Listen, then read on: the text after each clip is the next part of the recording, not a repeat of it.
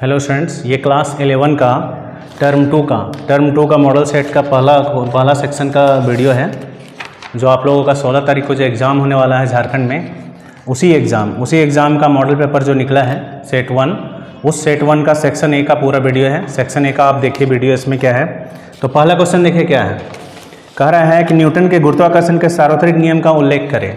तो हम लोग ये जानते हैं कि ब्रह्मांड में प्रत्येक दूसरे पिंड को एक बल से आकर्षित करता है और इस बल को हम लोग कहते हैं गुरुत्वाकर्षण बल। तो उसी आधार पर गुरुत्वाकर्षण जो बल दोनों में दो पिंडों के बीच जो गुरुत्वाकर्षण बल लगता है, उसी बल के बारे में एक नियम दिया गया जिसका नाम है गुरुत्वाकर्षण का सार्वत्रिक नियम। ये पूरे ब्रह्मांड में लागू होता है, इसलिए इसका नाम है सार्वत्रिक नियम।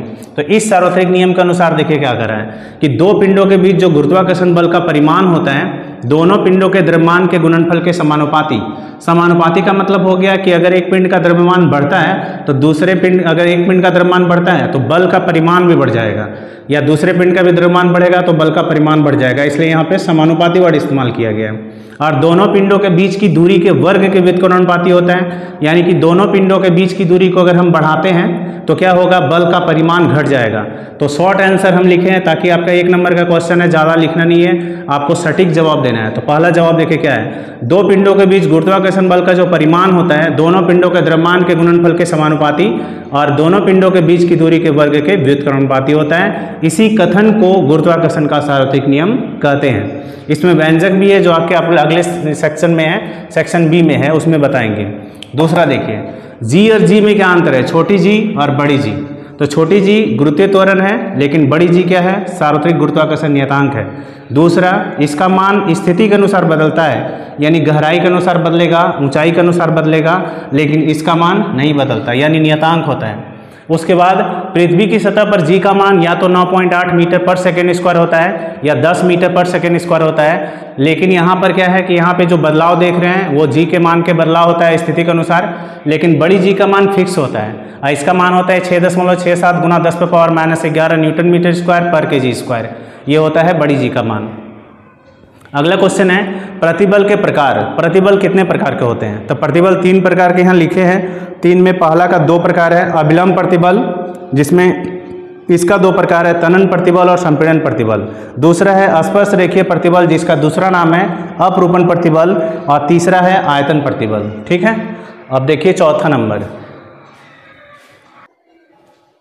क्वेश्चन नंबर 4 में देखिए क्या है, वर्षा के बूंदों का आकार गोलाकार क्यों होता है? तो वर्षा के बूंद का आकार चूंकि बहुत ही छोटा होता है, इसलिए पृष्ठ तनाव के कारण उसका आकार क्या हो जाता है, गोलाकार। यानी शॉर्ट आंसर ये याद रखना है आपको कि पृष्ठ तनाव के कारण वर्षा के बूंद का आकार गोलाकार क्यों होता है, पृष्ठ तनाव के कारण। अगला क्वेश्चन है समतापीय और ऊर्ध्वश्म प्रक्रिया में अंतर समझाना है। तो समतापीय प्रक्रम क्या है, नाम से ही पता चल रहा है, समतापीय यानी नियत ताप पर। ठीक है, कर है वह प्रक्रम जिसमें नियत ताप मतलब ताप नहीं बदलना चाहिए, किसी निकाय के दाब और आयतन में परिवर्तन होता है। यानी कोई निकाय है, कोई सिस्टम है, उसके दाब में और आयतन में भी परिवर्तन हो लेकिन ताप में परिवर्तन न हो, तो वह प्रक्रिया कहलाता है समतापीय प्रक्रम। अर्थात लिख दिए हैं कि इस प्रक्रम में पी और बी में परिवर्तन तो होता है लेकिन ताप नियत रहता है। ऊर्ध्वश्म प्रक्रम क्या है?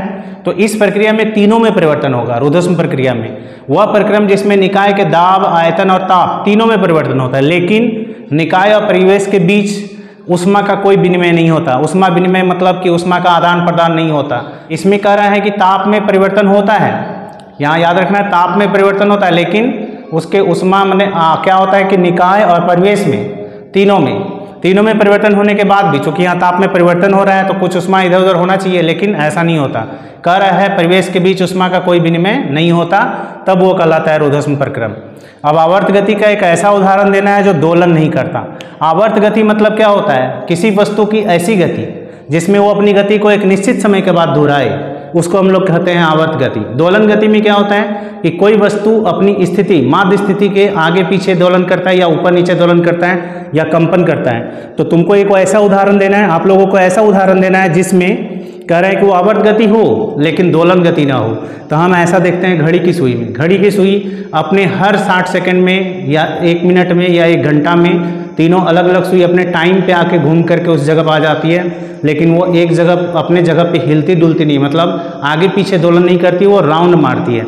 इसलिए ऐसा उदाहरण होगा घड़ी की सुइयों की गति। अनुप्रस्थ तरंग गति को परिभाषित करना है तो तरंग गति वह तरंग गति जिसमें माध्यम के कण कर रहा है तरंग संचरण की दिशा के लंबवत, यानी अगर तरंग इधर गति कर रहा है तो माध्यम के कण ऊपर नीचे लंबवत गति करेगा, कंपन करेगा। तो वह तरंग गति जिसमें माध्यम के कण जो हैं वह तरंग संचरण की दिशा के लंबवत कंपन करते हैं, वह कहलाता है अनुप्रस्थ तरंग गति। ठीक है, तो ये सेक्शन ए का कंप्लीट वीडियो है। इसके जस्ट बाद आप लोगों को सेक्शन बी का वीडियो मिलेगा। तो अगर आप चैनल पर नए हो तो चैनल ज़रूर सब्सक्राइब कीजिएगा और अगले वीडियो का इंतज़ार कीजिए।